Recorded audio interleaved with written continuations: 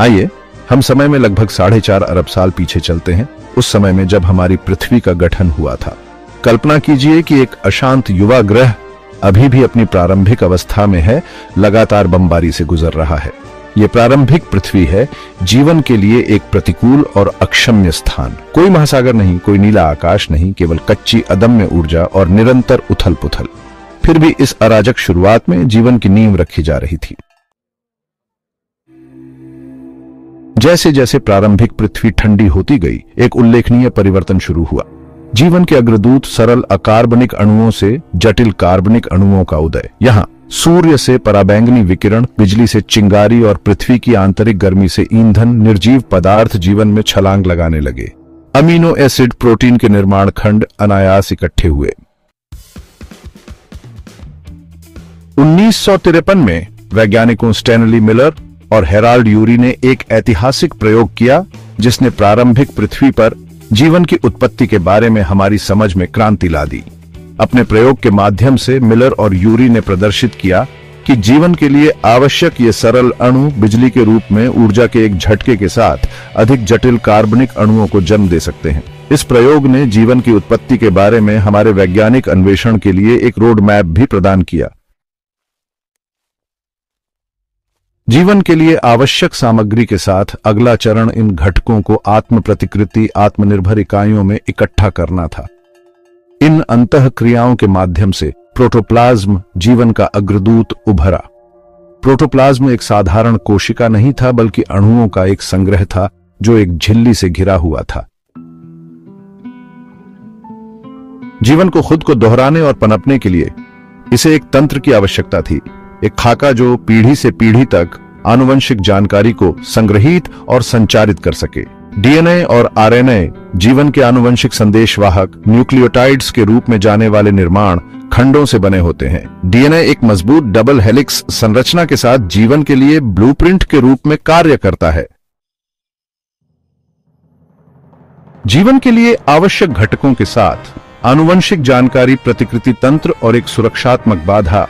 अगला चरण इन घटकों को एक एकल आत्मनिर्भर इकाई में एकीकृत करना था, कोशिका।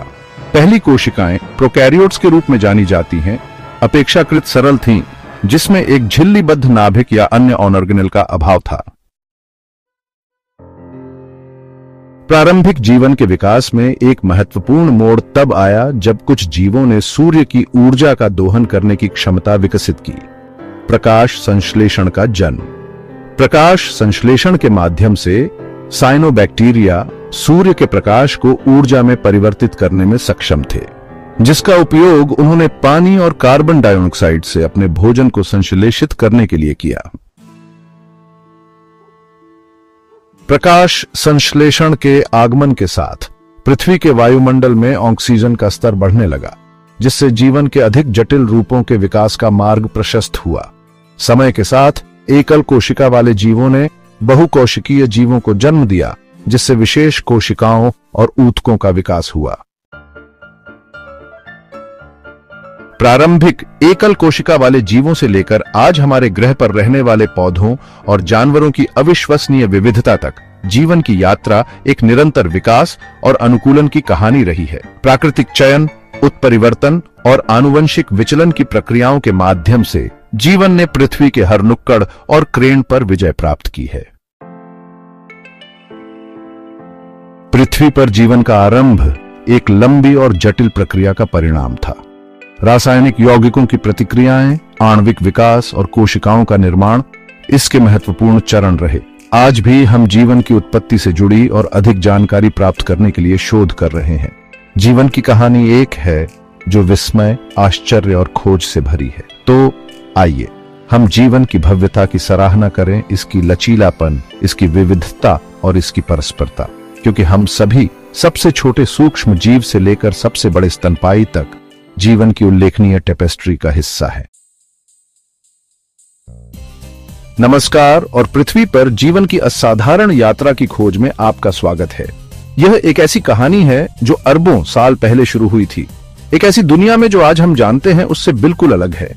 इस वीडियो में हम समय में पीछे जाकर देखेंगे कि कैसे निर्जीव पदार्थों से जीवन का अद्भुत रूप उभरा हम उन परिस्थितियों का पता लगाएंगे जिन्होंने जीवन को जन्म दिया और उन महत्वपूर्ण प्रक्रियाओं की जांच करेंगे जिन्होंने पहले जीवन के निर्माण को बढ़ावा दिया। तो अपने आप को ब्रह्मांडीय दृष्टिकोण से बांध लें, क्योंकि हम उन रहस्यों को उजागर करते हैं जो पृथ्वी पर जीवन की रहस्यमय शुरुआत को घेरे हुए हैं।